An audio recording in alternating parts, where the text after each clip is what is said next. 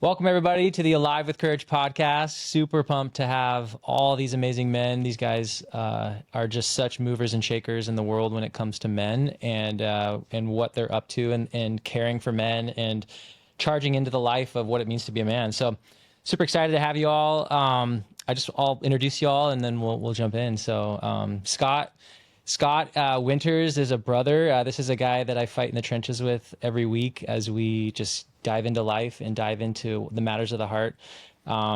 Scott, you've been such a blessing in my life. So what else do you need to know about Scott? Yeah, I'm married. My daughter's in heaven, and I look forward to seeing her one day. And my wife and I are just living our best lives. Yeah. Going through the ups and downs and trying to fight the good fight. Yeah. I love that, man. Yeah. And then Linus, I think I met you sopping wet surfing at some point down in Point Loma 25 years ago. And big bushy hair, bell bottoms, missionary kid. My wife still mocks that I used to wear bell bottoms. They're becoming cool again. Oh, they're back. But yeah, man. Yeah, it's been awesome to reconnect with you over the last 4 or 5 years and just to see what you're up to with Adventures of the Heart and the expeditions you run for men just to get their hearts back. So super pumped to have you here. Thanks. Amen. Tim, you and I got to share a burger probably like a year ago. Yeah. And I think it was like on the eve of you getting to chat with John Eldridge and dive into his new book and then just getting to hear what you've been up to in your ministry, not only serving at Mariners for the last 11 years, but also diving into Maverick River Collective and getting to hear stories, even just like some of the courageous steps you took to take over like a building and create a space where men could come and get like fellowship and do life together and dad together. And you have such an amazing heart and ministry and even just a courage to press in and say yes to so many things for men. So thanks so much for being here. Yeah, stoked to be here. Yeah. Love it. Well, I handpicked all you guys for a specific reason, and it's really the topic today is to really dive into the heart of a man. And oftentimes, I know for me, in my spiritual journey, I spent years trying to be a good Christian man, like trying to learn how to study the word good, like understand what theology I believe, making sure I'm there for all the men's studies and the retreats and all the things. And so I know for me, like I developed a really heady relationship with God the Father, and it worked for 20 something years, and then ended up getting to a point where I stepped out as an entrepreneur, took a big risk doing that, and also I have 3 daughters, marriage, all these things just start compressing on a man where there's career, there's marriage, there's kids, and that pressure of performance that I would say really that pose that I was living under of like, I've got to perform in all these areas. You just start watching balls drop and you're just like, like over here. And then I'm not succeeding over here and I had Darren Bagwell on a couple podcasts ago, and he said, that's the most common time that he sees a man in his therapy office is 35 years old and everything's falling apart and he's anxious as heck and can't figure out why. And so so there's something going on in the heart of a man that I discovered about 3 or 4 years ago that has just radically changed my life. And I think each of you guys have a unique perspective on what you're noticing out there in the world when it comes to men and how you're observing men and working with men, or even just going through being a man. So I really want to dive into that today. So super stoked to have you guys. So let's just start by just talking about like what's unique about the heart of a man. Like what's different when God said, "I made you man." Like just in your guys' experience, what have you guys noticed is really unique about the heart of a man? Linus is getting his coffee. This is really good. So who wants to go first? I think Scott should go first. Yeah, I'll start with the very unsophisticated answer, and you guys can follow it up. But Perfect. Yeah. I think from my perspective, I would say the man's heart is so guarded, just like you were saying earlier, by our minds and our physical strength. We try to just protect it, and I don't think we realize how much we do that and how much we live out of our minds and out of our physical strength rather than what God really has for us in our true hearts. Yeah, it's interesting. Like we get married to a woman and her heart is like the first thing she leads with, right? Almost as a way to like pull stuff out of us in a sense. But it's interesting when a man actually decides to go after his own heart versus being maybe forced to be pulling stuff out of his heart in a therapy office or by his wife or something like that. What are your thoughts on that, Linus? Man, it's the glory of a man's life. I mean, he's made in the image of God, and so is a woman. So the whole picture of God is you have to see the design of a man and the design of a woman. So really, the glory of a man's life is his strength. He's created to be a warrior, and life beats that out of him mostly. And our culture is really has really not done a good job of helping a man own his masculinity. But, we mentioned Eldridge, he talks about the three core desires of a man's heart. It's a battle to fight, adventure to live, and a beauty to love. And so we're created to engage. And when a good man owns his masculinity, there's a goodness that's offered to the world, a strength that the world needs. And it's the coolest thing in the world is to see a man get that back. It's one of the coolest things. That's awesome. Yeah, I was curious, like, when you think about, I think about my Christian formation as a man, and I thought everything was fine, like we're doing great. And then it's like, oh my gosh, there's some big gaps. There's some big areas that I have not been initiated into, like on this journey. Like, I'm just curious, where have you guys noticed gaps in your own initiation or even just themes where you're like, yeah, I see this in men all the time. You're working with thousands of men, seeing them and how they're getting in their own way. What are some of the things you've noticed where you're like, oh, these are some of the gaps in their spiritual formation as a man and what God had designed for them?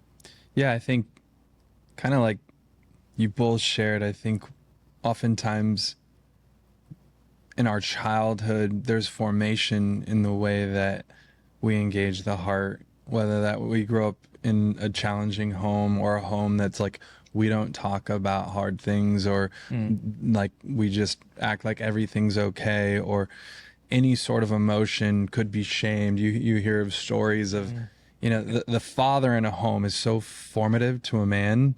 And so if it's like, stop crying, men don't cry, or, those kind of comments, then is where gaps begin to be seen as men grow and, as boys grow into men. And so sometimes because of the way that they've been brought up, there is a sense of guarded or strength, but it's a false strength. And the gaps I see is often isolation and loneliness, because for whatever reason, it's shameful to share that they're struggling. It's shameful to share that things are hard, or there's anxiety or fear or financial pressures, or parenting has become, really difficult. And so rather than where we're also wired as brotherhood and connection and relationship, which is God's design for us and him, there's isolation, and then we perpetuate the problems of needing each other and actually being vulnerable and honest with ourselves. And so you see in the opposite, when a man engages in community and finding true brotherhood, where life becomes more how it should be, of this abundance of, we're all struggling. And then they all realize, I struggle with that too. And we make up lies that I'm the only one that's having a hard time parenting or in my marriage, or feeling you mentioned a 35-year-old coming into a therapy office, like, how the heck do I reconcile being a good dad, a good husband, and managing my career? Like, it's all too much. But when they can sit and be with other guys shoulder to shoulder and go, wow, I'm not alone, everyone's seemingly having similar problems. And so the biggest gap is a default to isolation, which leads to loneliness, which leads to all sorts of other problems. Yeah.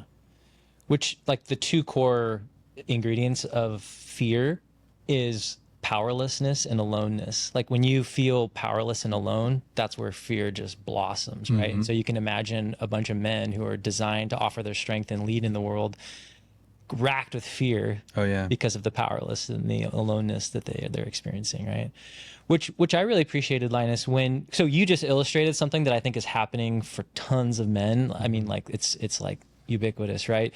But what I really liked about what you guys created with Adventures of the Heart is you guys created a category to go, hey, we can actually talk about this because there's a category to talk about it, where I think most men are like, there is no category to talk about what's going on inside here unless I'm forced to be in a therapist's office or my wife drags it out of me or something, so that, to me, that was, I think, one of the most refreshing things is like, and I imagine that's what you create, like in the Maverick River Collective retreats and all these things. Like, this is a space where we can drop all the guards and stop posing and start actually just talking about what's going on. Would you explain what a pose is and how most men kind of get caught up in that? Yeah, I mean, a pose kind of comes later. What happens, we talked about the things that happen in the home. It's really the wounds and the arrows that kids take early on. A father is meant to say, son, this is the path to becoming a man, and do that well. It doesn't happen real well for a lot of guys. And a mother is supposed to be nurturing and loving. So the homes, none of us grew up where Jesus was our parents with perfect homes. So inevitably we take arrows and we get wounded. And so out of that wounded heart, we take a vow. So say the dad's riding the kid over and over, and he begins to believe, the vow becomes, I'm a failure. So he vows, I'll never become a failure. And so then comes the pose. Well, I'm going to become driven. I'm going to become good at everything. So it's not his true self, but he's really reacting to the wounds he took and to the message of that the wounds brought of being a failure. Then he tries to create this elaborate pose to self-protect. It could be anything. For me growing up, my dad was pretty hard on me as far as performance. And so the message that came to my young heart as a kid was, you're a disappointment. So I decided, I'm never going to be a disappointment. So my pose was, I'll never commit to anything ever that would ever put me in a position where I would have any expectations put on me. So that was my pose. It wasn't my true self. It wasn't who I really am. But that's who I became, really to self-protect from what I grew up with. So every man has a pose. Every man is in some way trying to figure out how to protect his own heart from what he experienced as a young guy. And I wonder if that's what happens in that 35-year-old in the therapy office, where all of a sudden the pose ain't working anymore. It's an unhealed heart. Yeah. And so on our events, what we do is we help a guy get free. So help a guy specifically recover from those wounds and the messages that those wounds brought and the poses that we've created. We walk a guy through the process of how to become free. Yeah. So yeah. It's good. So beautiful. Yeah. I mean, back to this idea of like what's missing in the formation of a man's heart. I think that's a huge one that you just talked about, is like, wow, I didn't even know I had a pose. I didn't even know what these wounds were. Right. And so it's just helping map that, I think, is huge. I think another one is really learning how to hear and experience the voice of the Father. Because I don't know about you, but my dad spoke in a completely different way than how I experienced my Heavenly Father speaking to me. And sometimes I write down what I feel like the Heavenly Father is imparting or like saying to my heart. And I'm almost like, is this too good to be true, what he's writing? Like, it doesn't, like, it's almost like, you're calling me beloved. You're calling me the man for the job. You're calling me, he's like named me things like, you're calling me Joshua, like Joshua, the guy who led these guys into the promised land, who stood up to a million people that were saying we're too scared to go over. And you're comparing me to Joshua. Like, that's unheard of. Scott, I'm curious, like for you, like, I know, we wrestle with this each week as we're learning to hear the voice of God. What's that been like for you as you've delved into that world? Yeah, I'm newer into the listening to God and the spiritual side of this. I've, like you've said before about yourself, I've been very heady, intellectual about this just in general in my life. That's how I am. And so I think even in my experience in going to church, it's not talked about that often. And if it was, maybe it was just me, but there was some block or guard up there. And so over the last few years, I think through some some circumstances in my personal life that guard's either coming down or where that need is being unfulfilled, and I'm looking to find other options to fill that, and God's showing up in ways that I have never experienced before in my life. And so it's been really revealing, really freeing, really rewarding. But I'm also still just beginning this journey as well. So it's also pretty exciting. Yeah, that's cool. Yeah, I think another area that has really stood out to me too is like when I started realizing, you know how you talked about earlier, like the 3 core heart desires of a man: an adventure to live, a battle to fight, and a beauty to rescue. Well, 2 of the first one, adventure to live, when that got dropped into my world, I was like, oh my gosh, you mean like the Baja trips that I love taking, or the climbing Mount Whitney's, or the whatever, like all of that is on the architecture of a man's heart already. You're just pre-programmed to love it, which is why at any gathering, men are just talking about fishing or surfing or, you know, spearfishing, whatever it is, like trips to Channel Islands, you know, all these, it's like, oh, that's the best, right? Yeah. Like, so all that is just wired on us. But then when I learned that God is like, yeah, you know that I dream client that you're going to have a call with at like 1:00, and you're kind of like nervous a little bit, and you're like, it's kind of like when that set wave comes at lowers and you're the only guy out, and it's like, it's up, It's you know, adventure. it's an adventure, right? And so he started to like retranslate like all these kind of like edgy moments into adventure. And I'm like, whoa, so this is like, I don't know what's going to happen on this call. I don't know if this client's going to become a client or not. And it's like, oh, we're right back into like, will we summit Whitney and nobody gets altitude sickness? You know, like these are all the unknowns that men dream of and love. And all of a sudden my daily world became animated again, you know? And so, I mean, do you guys experience that? Like where you're starting to see, like even you like saying like, I'm going to create these men's retreats where 400 guys are going to come. You were just sharing before we started, and you've got 100 spaces left like 7 days before. And it's like this adventure of like, what's going to happen? Right. Like, no, I think that's exactly true. Whether it's, you know, I put on a retreat for 400 and we're 100 short the week before. Yeah. How's my approach? Am I seeing this as an adventure to live and another opportunity to trust God? Yeah. And I really think it's both. But unfortunately, often I don't go, oh man, this is so exciting. And God, I trust you. Giddy up. Here we go. Where I might get that same buzz from being the only one out at lowers and seeing a set. I go into more fear-based. I could lose a lot of money and disappoint people, and where it's like every opportunity, whether it is a true, like a physical adventure like you shared, or like a day-to-day adventure of like, there's this big call that I have and I can't wait. I can't wait to see what I'm meeting this new person, and it could create more opportunities and you know, so I think it's an amazing way to approach and a posture to think about life in our faith journey. But too often, and me guilty of it, I don't live it that way. Yeah. And when I do, and I have that mindset, it's so much more life-giving. And also the adventure of trusting Jesus with our life. It's like, that's what he's called us to do. He loves when we trust him. Totally.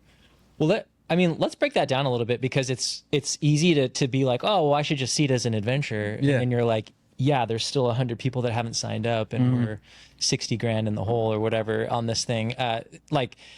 So, I mean, I just love to hear how you guys actually practically like get back to the adventure. I mean, I don't want to make this sound like you can actually be blissfully an adventure. It's still an unknown. It's still like there's still frontier and unknown, and but at the same time, I think you can either experience that racked in fear, or you can experience that hinged to Jesus in a way that's different, that brings some of that fear down. I'm just curious, how have you guys worked through that, or how do you work on your heart in the midst of moments like that? I feel like I should be talking right now. I have a fun little story that I think is tangential. I'll share it really quickly, and then I'll get into the what I'm living out. But Tim and I were surfing a couple months back, and it was a big day. He was going to go train a church, and it was exciting. We got out. He got out first, and I just had to go to work. So I said, hey, I'm going to catch a few more waves, so I'll see you later. And when I get out, I hear car alarms going off, and Tim's over there with, the emoji with the squiggly eyes, and just like freaking out. And so what happened was his key fob battery died, and so he could get into his car, but he couldn't start it because the alarm was set, and he couldn't turn the alarm off because the battery was dead. And so I didn't know what to do. So I'm like, okay, well, good luck. I'm going to go get out of my wetsuit and go from there. But a couple minutes later, I come back, and some good Samaritans were over trying to figure out something with the battery to disarm it. And Tim's over on the phone calling AAA. And I'm just thinking like, oh, well, probably if I were a cartoon, I would have math emojis coming out of my head and gears and all the bubbles and stuff, right? And just trying to think through it. And then I just said, this isn't normal, right? Tim's got a big day. This is spiritual warfare. And so I just started praying, bringing God into that situation, and God showed up. It was really cool. Right after I finished praying, someone comes out of the water who surfs there all the time, happens to have the same exact truck as Tim. He's parked 2 spots over. Wow. He's got his key. It works. We were able to switch the batteries in the fob and get Tim back on the road. And so all that to say, like, that's so cool. I think glory to God, he shows up in those times when we don't expect it. And I think the important thing for me was to bring God into that situation, and to also be able to pay attention to what his options are, because they beat Tim's option, they beat my option, they beat the other guy's option, and it worked out. It worked out great. That was just a fun story. It's a great story. And I got a little anxiety just remembering it, because meanwhile I'm in the Blackie's parking lot and the alarm will not stop going out. Oh gosh, it's the worst. So it's like you're stressed, but then there's physical noise and everyone looking at me. Yeah, it's my truck. I can't fix it. It was something. Everyone's staring at you like, that guy. Idiot, just turn off the alarm. Yeah. I'm like, I want to. Push the button. Just do Trust me, I want to. Well, I heard two things that really stuck out to me in your story. One is, like, there's a battle going on. So that's a huge thing that I think was missing from my formation as well, is that, like, Seth, do you understand that you have a good heart? Like, your heart has been made beautiful. Like, there's so many good things in your heart. And guess what? There's an enemy that wants to take that heart out. Like, there's an enemy that wants to just feed you lies and get you spun up in the head, which is where I was the whole time anyways, and get you taken out, right? And so, like, I think when we need 100 more guys signing up in the next 7 days, or like we've got this big event, and like the enemy is so sneaky, because there are these like tangential realities that are almost true, where it's like, Right. I'm going to be late because my car won't start. It's like, that's true. Right. And you believe that, you take it in, and then all of a sudden it just starts going like wildfire inside of you from like, I'm not going to be ready. This is going to suck. And all of a sudden, your heart just starts getting taken out. Right. That's the battle. Yeah. Battle. I mean, yeah. Say more about that. Well, yeah, I mean, I was just talking to my boys the other day. We were talking about the Ephesians verse, that there's our battle's not against flesh and blood. It's against the principalities of this world. There is an unseen war going on over our hearts. Like, the Father wants us in close, loving relationship, and the enemy will do whatever he can to make that not happen. So there's a battle, and most Christian guys don't even know how to fight it, how to specifically fight it. I think that's what you've learned on the expeditions. Yeah. We teach guys, we'll talk about warfare all the time, but how often have we been taught this is how you fight? Yeah. I'm actually doing that with my boys right now. I saw my son the other day, and I could just tell he wasn't himself. And I was like, how are you? He's like, good. I'm like, how are you really? Like, how is it going on in here? And he goes, I'm sad. 11-year-old, it's like the most words he could put to it. Yeah. So I say, let's go get some hot chocolate. We went to the park, And I said, okay, so tell me about the sadness. And he began to talk about and cry a little bit. His younger brother made the all-star team. They're winning water polo medals. He's just had one thing after another of just discouragement. So it's really the enemy was coming after him. I said, so what are you thinking about yourself? And he eventually came to, I'm a failure. Like that's what he believed. So we were able to write that down. And then I was able to walk him through how to break those in the authority of Jesus. And then we spent a little bit of time saying, okay, Jesus, what is true? What is true that counteracts this lie that I'm a failure? And he's like, we prayed a little bit in the car, and he's like, Dad, oh my gosh. He's like, God showed me this mountain. And it's not a big mountain. It's a small mountain. And God told me most climbers would never climb that mountain because it's so small. He said, but God told me, but the base of it is as strong as any of the big mountains. He said, God, my life may not look like successful right now, but God's saying I'm just as strong as those big mountains. Dang. So this is It's 11. this is 11. Pretty deep. Yeah. So this is, but I mean, there's a war for the heart. My goal is to teach my sons how to fight for their heart and how to hear from God. Because if I can do that now at 11 and 9, when they become adults, I mean, I never got that. No. So that'd be great. But if they can get it now, that's just a Amazing. little story right there. How does that land for you guys as you hear that story? Well, I think about both stories in that often we can default into just, as guys often do, let's fix the problem. Don't be sad. Don't be sad, and let's get the alarm off and your car started. Yeah. You could have just accepted, I'm good, Dad, but you saw more. So there was a sense of slowing down enough to experience like what's truly, okay, this is warfare, and we need to hit pause, take it to the Lord. We need to slow down as a dad because you probably had a lot going on and you could have just kept going. No, let's go get a hot chocolate. Let's go to the park. Let's talk through this. And then as an amazing dad you are, you really got to pour into your son. So what is necessary is slowing down from all the ways of the world and the speed of the world and the distractions to invite God into the process, to invite him, and then begin to fight the battle. Because there is, I think one of the biggest distractions that we get from the enemy is that we're not in a fight. Yeah. We're not in a fight. Right. And so we don't use weapons, and we just take it.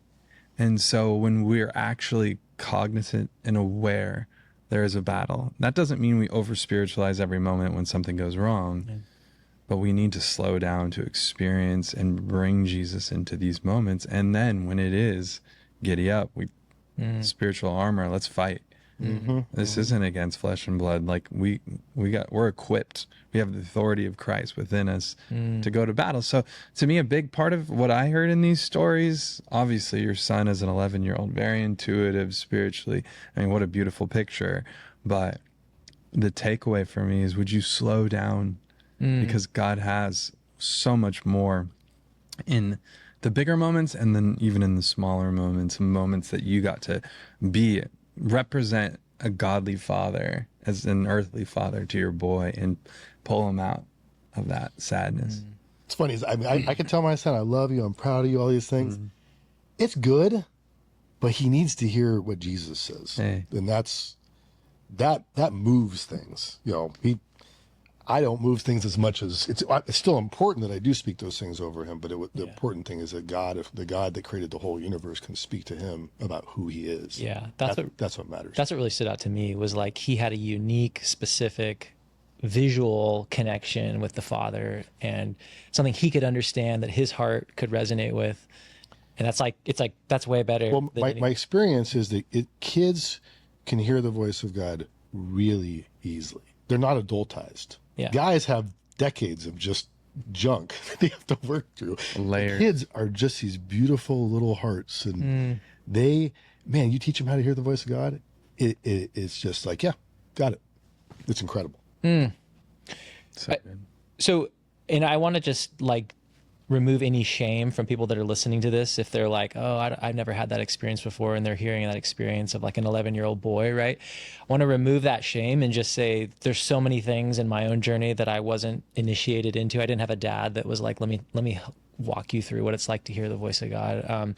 So no shame in that. Like, that's why we're all sitting around this couch, is to figure out where were some of the gaps and how do we learn how to live in the kingdom with the Lord and live with each other. And so removing any of that shame.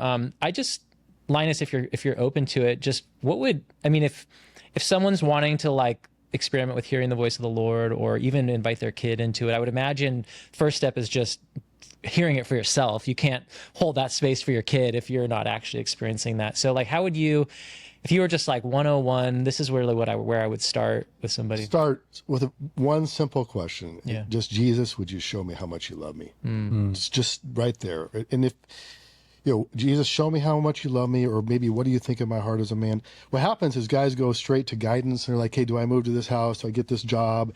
Yeah. Whoa, that's like level 3.0, man. But I remember in 2005, I went on the first expedition what I work with now, and we went out in the woods, and we had this one question, Jesus, would you show me how much you love me? I remember I sat with that question, didn't hear anything for a little bit, sat with it, and eventually I heard, I'm proud of you. And it wasn't an audible voice, but it was an impression in my heart. And I was like, whoa, that's from the Lord. So it'll speak to your heart. But usually he will tell you what he thinks of you and how much he loves you, because we believe all these lies and horrible things about ourselves. So he's going to start with something simple, with identity. Just, I love you, I love you. He may say that for months until we begin to believe it. Yeah. But my encouragement is just start with a very simple question. Jesus, would you show me how much you love me? And then as you grow, you think you can add questions to that. You guys can, your experience too. Well, it speaks to what Tim was saying about, you have to have that posture of slowness. And, I can't imagine going out to an audience of men right now and saying, you might be asking this one simple question for the next 3 months until you actually hear it and believe it. Yeah.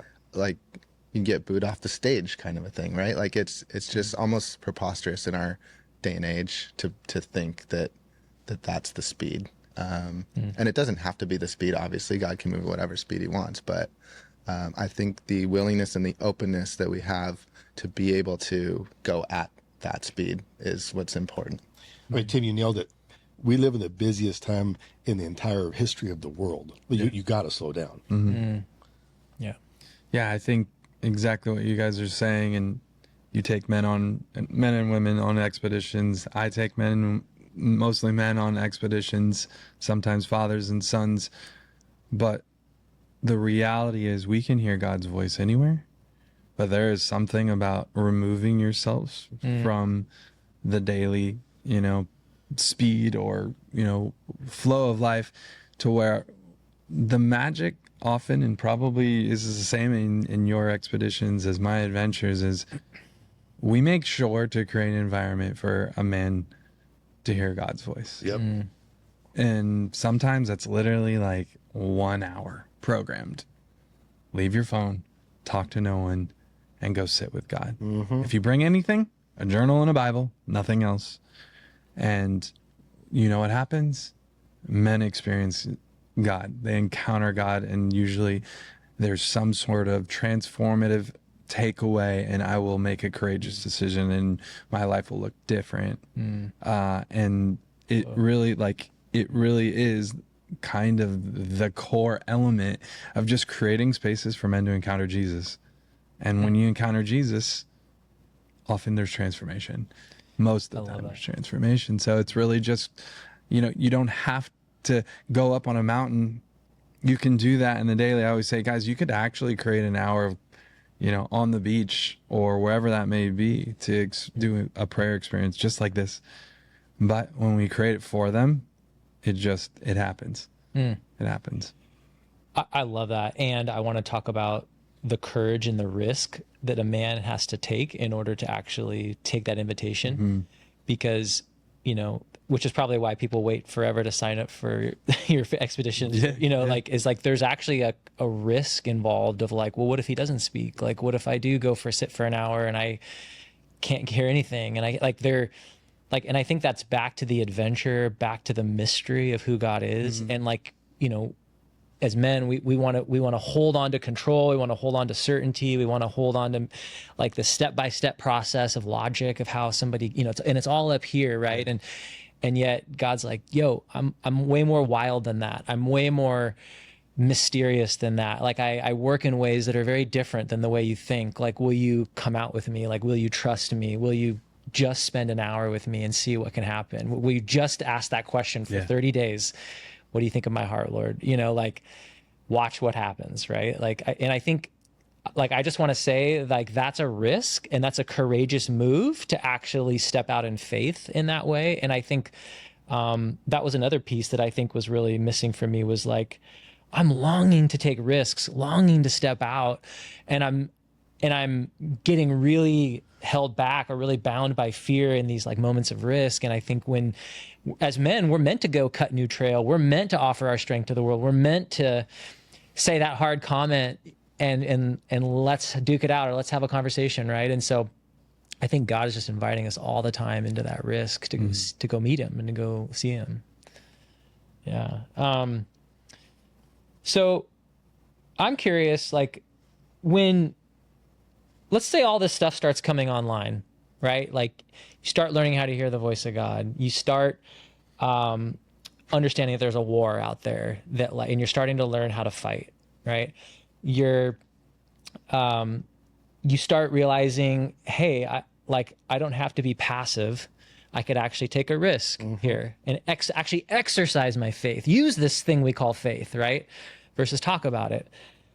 Let's say you start paying attention to your heart and what's going on in your heart, right? And these things that start coming online that maybe got missed in your growth and your maturation as a man. I just want to paint a picture of like what starts happening in a man's life, like when this stuff starts coming online. What have you guys noticed? And you don't have to be actually very far along on all those things I just mentioned. Like, they can actually be just like starting seeds. But what do you guys notice happens in a man's life when some of these things start coming online? What did you notice about what happened? Throws it right back at you. Well, this is a question coming from some experience. Let's do it. Yeah. Well, yeah. I mean, okay. So for me, I started getting a lot more honest and a lot more truthful because I realized that's where freedom was. So back to Adam and Eve, the shame and the pointing the finger, where Adam's like, she made me do it. Let's get some fig leaves on and hide, right? That was his form of leading in that moment of getting called out, right? But I've had some disastrous years with my wife where I was shaming out, hiding, fig leafing, and she could smell it like it was the most disgusting dead possum in the trash can. It was just reeking, and it produced low trust in our relationship. I mean, it did so many things because I was trying to hide and move, right? And so as soon as I started learning how to get truthful and honest, not only with her, but also with what's going on in my heart, then the truth could be on the table, and God could actually start working on it, start working with my heart. Yeah. The more that you hide and the more that you're like, I don't got any fear. Like, it's all good. Like, how's your day? Great. He can't get access to the heart when you're living in the pose or living in these sort of false identities. Cause he's like, that's not who I made you to be. You're actually living like somebody else. Like, can I come back over here? Let me tell you who you are. Right. Mm-hmm. Like, so I think that's one of the big things that really I saw really start changing. Was like, I wanted to truth tell because that's where freedom was.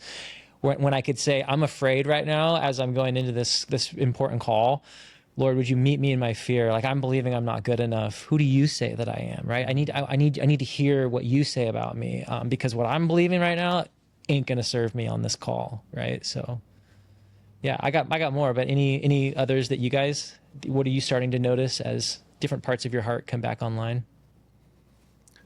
I think you said it, and from what I've experienced so far, and there might be more, but I think it's the freedom. And for me, it's almost at this point just micro moments of this. We pray on Saturday mornings, and when I experience God in those times, it might just last for that 5 minutes, or linger for 15, 20 minutes if I'm lucky. And then I'm on with my day. And I don't want that, but that's how it is. But in that time, I do get to experience that rest and that peace and that freedom in those moments. And so that might be me in my journey and the things I'm talking to God about. But I think that's where I'm going to take those small wins and hopefully compound them and take that freedom that I get for those 20, 30 minutes and go from there. Can you double click on what you mean by prayer? What are you doing on Saturday mornings that is like creating this for you? Yeah, we're asking the simple questions a lot of the times. God, what do you think of me? What do you think of me right now? How do you see me? Or a lot of that. And it doesn't have to be complicated, like Linus said. And we are double clicking into some deeper stuff. Right now, I'm recently unemployed, and so that makes my wife, who's been looking for work since August, and now me. And so There's some adventure. Talk about adventure. Absolutely. Yeah. So I'm struggling. I'm going through all of the emotional, mental, all of that stuff. And as much as I want to bring God into this right now, it's so difficult. And you go, well, Scott, like, just do it. And it's funny, right? I've got this cloud around my mental fogginess, and it's just tough. So I will sit with my Bible and I will give that time, and sometimes I don't get anything out of it, and it just feels like total waste. But I believe I'm being obedient, and I hope there will be fruit from that, and I know that this will pass, and I know that trials come, and I know that I'll grow from it. And so I think the faith in me and my example to myself in this time will bear fruit.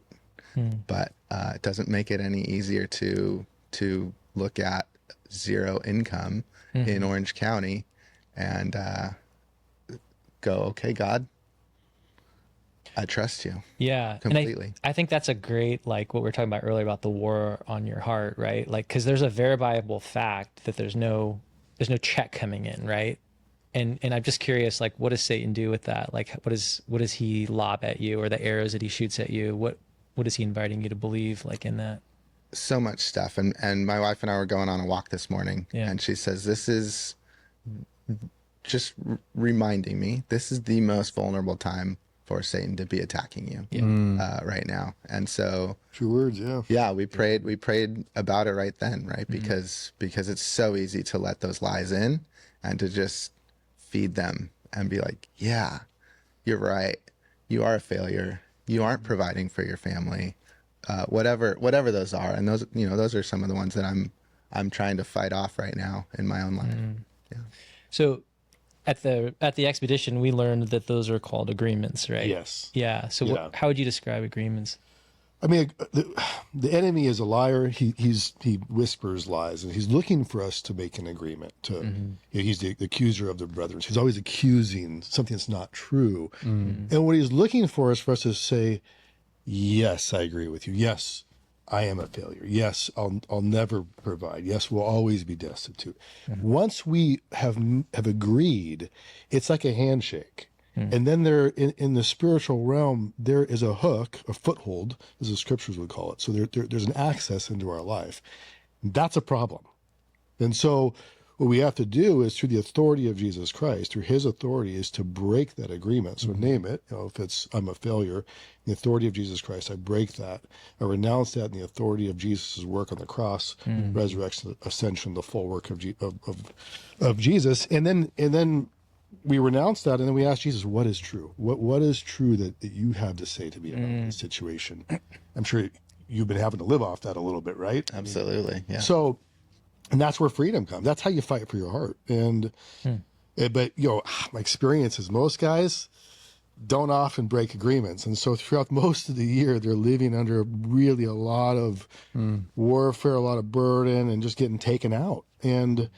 But unfortunately, Satan and his minions, it's their full-time job. Yeah. So we have to, as you were saying, Tim, put on the armor of God and fight for our hearts and fight for those in our realm, our children, our wives, our friends. I mean, we're meant to be players in God's kingdom and have effect and be warriors for those that we love. So does that make sense? Totally. In the agreements? 100%. Yeah.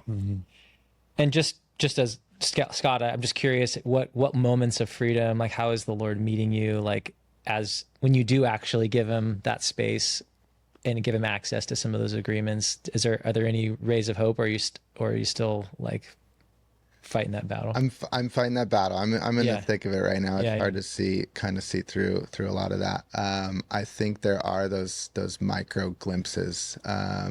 What I am seeing is glimpses of hope where I know that there's more. I know that God's designed me for more, and life doesn't have to be the way it feels like it is right now. And so I think that there's a perspective that I have, and there's a beyond the perspective that I have. And so he's showing me just a little bit that there is beyond, and you're in it right now. So Like come over here and see it from my perspective. exactly. Yeah. That's sweet. That's so good. Yeah. So yeah, we got off on a nice little deep dive there. I think I'd love to just continue to expand as we wrap here, this idea of like, as a man's heart starts coming online, what else do you guys notice starts happening? What are you noticing, Tim? Yeah, I mean, there's so many countless stories of men that I've watched that connected the head and the heart and surrendered their life to Jesus, whether that was the first time giving their life to Christ or breaking a stronghold and, oh my gosh, this no longer holds me captive.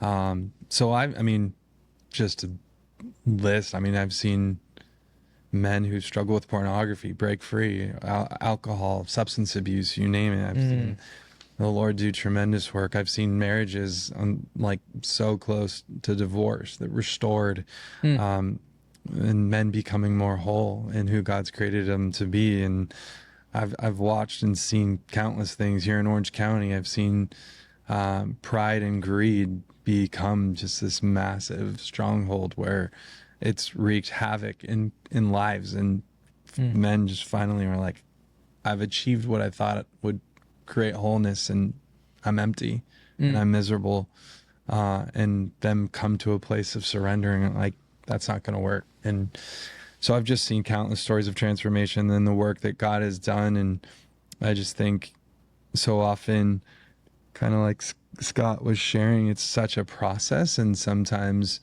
it's fighting off the scripts that it's both in the head and the heart, the script that we believe about ourselves, or the outcome that we think could be true, and it's the enemy just lying. And then it's this battle of like, you know what, actually I am going to be okay. And you, all of a sudden, God speaks through all the ways, whether it's out, sitting by a river, or through a friend, or through scripture, or through the Spirit, and it just, you come alive again. And then it could be 3 hours later, it could be 20 minutes later, which boom, anxiety hits, and it's like, nah, I'm not going to be okay. And so it's such a battle of the mind and heart, and that's why we just need surrender to the Spirit for him to lead. So I've just watched all sorts of beautiful things, but also that's why we need that continued locking arms with other brothers and our family, and just do life together as it's designed, so that the moment we start believing scripts about, or the enemy, and hearing his voice as louder as God's, that we can have other people going, that's not true though. This is what, let me show you the bigger picture that I see. Yeah. Like even with Scott in the space that you're in, I'm like, dude, enjoy your summer break, man. Like, you have a summer, and God is going to take care of you. And like, you're so gifted, and the Lord will provide a job for you. And I think you know it, but it's so hard to believe when you're in it. And I went through all that in the faith journey of starting a nonprofit. And there's days where like, what am I doing? This is gnarly. And then there's other days it's like so unbelievably deniable that God is in this, and he's blessing it, and there's favor, and it's like, man, It's the adventure. that's the adventure. Yeah, Yeah. that's totally the adventure. And I know you've lived that as well. And you just stepped out of a full-time role at Mariners, and Yeah, and like, I was so you're out on 18 years full time. Yeah, And 18 years on staff, and the last 2 were part time. And then it's about 4 months stepped out wow, entirely. fresh, yeah. Very fresh. Very fresh. I'm just curious for you. What do you like? Where's the main attack right now? Do you think on your heart in this new venture, and maybe God is or isn't? But I'm just curious how God's meeting you in that attack. Like, describe it. I think probably doubt and that I'm not qualified. Yeah, And God does the qualifying. And I have to remind myself of that. That's my story. I had no business being a pastor at a mega church to begin with. I didn't go to school. I got like a D- in Old Testament. Like I'm not that guy that like went to seminary and did all the things. And so like my story is unqualified, but God has qualified me. That's like every guy in the Bible, right? Yeah, every guy in the Bible, like, hey, I'm a fisherman. Yeah, you're gonna change the world. By the way, you guys are all gonna change the world. But gosh, Yeah. so I think that's probably the main one where how do I do this? And feeling like I don't have what it takes. yeah. Do you get a sense that are you able to hear God's voice in the midst of that, or how are you sensing Him? Yeah, Reminding for you sure. That's who the you are. adventure where there are days where I could run through a wall and I'm like, I am fully like, I'm an expert at this. I can do this. I got this. And my man. I'm changing lives and God's equipped me and spirit in me. And then there's other days like, I'm useless. What am I doing? Yeah, I'm not equipped. So yeah, there's more days where I'm believing the truth that God has prepared me and equipped me and will pave that way for me. yeah. That's good. Yeah, it is insane. And I think that's where the intimacy is, man. You know, He's like, come, man. Like these ups and downs, these valleys, these shadow of death moments, like this is where you're designed to walk with the shepherd, you know, and you're designed. You mentioned risk. Yeah. I mean, risk is when you don't know what the outcome is going to be. Yeah. Yes. So you go into something and that's the adventure. There's no adventure without risk. And risk is you literally don't know what's going to happen. That's basically what's so cool about what you're doing. It's like, that's adventure. That's risk taking, where you go, this feels big, gnarly, but I'm going in. Yeah. And that's what's cool. Like Yeah. that's the cool part. That's when God shows up. Yeah. And really that's the definition of courage, right? Like where fear is still there, or danger is Go still in. there, but you go in anyways. And yet we so get taken out by fear instead, right? And when you see guys get free and start lightening that and getting freed up, they start moving from fear to courage again. Yeah. And it's like, that's a beautiful thing right there. When a man, I really relate with what you're talking about there, because I think when you're in leadership positions, especially in what kind of stuff we're doing, I just want to say it's a ditto. Yeah. Yeah, it's good stuff. And probably anybody that started a business in general, there's Oh, yeah. risk. And whether it's a nonprofit space, church space, it's like there's risk. That's why most guys will play it safe and numb out and just kind of keep everything comfort, control, you know, in that little safe world. And God's always saying, hey, like step out and risk, and that's the adventure. yeah. And I think too, you start seeing fulfillment drain out of guys' lives, right? They become dead. Yeah, and that quiet, passive resignation, and the wife's like, "Come on, like, why don't you be a dad? Like, why don't you lead? Why don't you?" Right? And it's this. If you look at little boys, they're always taking risks. Their whole world is adventure. And there's like their like eyes are on fire. They're like alive. They're like doing this. We're gonna build this fort. We're gonna jump off this, ride our bike this way.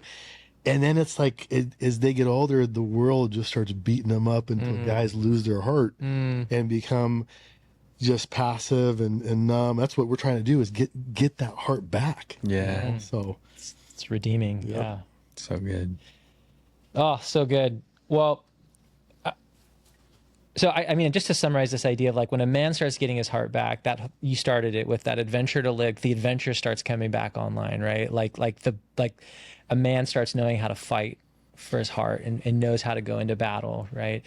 He knows, we haven't talked about this a lot, but he knows how to, like that beauty to rescue, right? Like he not only sees beauty in the world, but he also steps in and starts actually protecting and going after the beauty. Yeah. Do you want to say something? Oh, I think your story nails it. I mean, Yeah. you know, you're in your marriage, that example you gave, it's like you're becoming the real Seth. You're becoming authentic and Yeah. true. And it's the Seth that God designed and dreamed up in eternity past. Yeah. Rather than the broken Seth that has all these little passive aggressive things or whatever you said. Yeah. The hiding and Yeah. the So, truth telling, and that's the pose. That's what we talked about. Yeah. That's all the, not the real true Seth. So I think you become your authentic self that God designed is what, as he restores you, as you begin to hear his voice of, oh, I'm loved, I'm his beloved son, and then you begin to live out the real true you. Wouldn't that, yeah, where your totally. experience? In the true adventure, of the larger story that God's like, get up here, man. It's like, there's adventure up here. Like we got big things to do and I choose you. Yeah. Right. Yeah. Like I choose you to jump in this. I choose you to lead thousands of men on these retreats, right? I choose you to like step into this new world of job and world, you know, like it's insane to be seen, known, chosen. And then you're like, whoa. Remember I was talking earlier, like the two ingredients of fear is like powerlessness and aloneness. And when that starts coming back online, it's like, I'm not alone anymore. I can walk into any meeting I have and I'm coming with the full power of Jesus with me. You're unstoppable as a man. I mean, it's insane. I think you begin to like who you are as you own who God says you is. I think I'm hearing Yeah. you say that. Like Yeah. you're liking the man that Yeah. you're becoming, This is awesome. right? Like you're like, oh, I like who I'm becoming as I'm being validated by God. I like the man I am. And I think it really comes down to our identity in Christ. The more we know that we are a child of God, that we're made in his image, that you know, he sees us as his masterpiece, clothed in his righteousness, we become more of who he wants. Yep. And then we become, oh, I'm not a failure. And there is freedom. Yeah. And I can take on the day. And then that's so it's becoming more of who he's created us to be. Yeah. Made in his image. So beautiful. Love it. So as we have guys listening to this and they're just like chomping at the bit, wanting to jump in, like where would you guys, maybe we just go around the horn. Like if you're like, I'd start here, you know, like what's on offer out there? What's out there for guys to really engage into this world? What would be some good entry points, do you think, as we wrap? I'm gonna throw out community. You need a community, like Tim was saying, of men that you can lock arms with, because it's not easy. It's a battle. It's constant. It's always hitting you, and you need brothers that you can talk to, and that will pull you up when you're down, and vice versa. So I think I'm gonna start there, but it's also hard not to say what Linus said too, is just start small. Just ask God those simple questions and start to get that identity back. It's beautiful. I get the book Wild at Heart. I think it's the best book on this topic that we're talking about overall. And I also get the field manual. I've done that field manual like 3 times, and it is, you know, John's written a really good field manual that asks specific questions. It'll actually guide you through your story and help you work through a lot of your story and things that have come against you, and it'll bring a lot of freedom. So that's a great place to go. I just think that's a great resource. That's awesome. Yeah. I love anything Eldridge.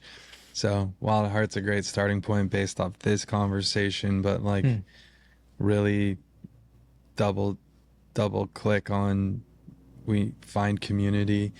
I'm been a local church pastor, so I'm going to say find it in the local church.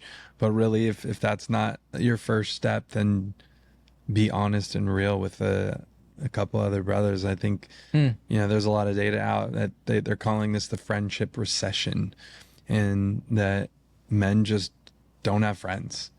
And so find those stretcher bearer type friends that you can be real with. And be that for them, so that they can be that for you. And so find that community. Obviously, I think it's best through the local church, because the local church usually has a lot of places that they want to plug you into that. But yeah, I mean, those are the two biggies. That's cool. As an alternative to that, if you guys are looking for a casual space, right? Like on John's site, Wild at Heart, he has this thing called fires, and there are these regional fires that exist. And I put my name on there like in December of last year, and like literally within 6 weeks had like 15, 16 guys just like email me I want this, right? Yeah. And there's no better place in my mind for a group of guys to hang and get together and actually talk than around a fire, you know? And so I just put the bat signal up, took a little bit of a risk to say, come on over to my house. I called people before and was like, who are you? What's your deal? You know, that's smart. But ended up getting a crew of guys together to have conversations like this. And like, if you want to go deeper, I think that's another really great opportunity to sign up for a fire or start hosting one, you know, take a risk. But guys, this has been awesome. Thank you so much. Great. Like, so rad to have you guys and to see just what God's doing in all of your guys' hearts and the adventures that are forming. And this is how the world changes, is like when men step up and start getting out of fear and start going to go muster with other men to go create in the kingdom this larger story that God has. And so much cool stuff starts happening when men just start moving in their true identity and who God made them to be. So really cool to have this conversation. Thank you so much. It's fun. Thanks. Yeah. Thanks for having us. Right on. It was great.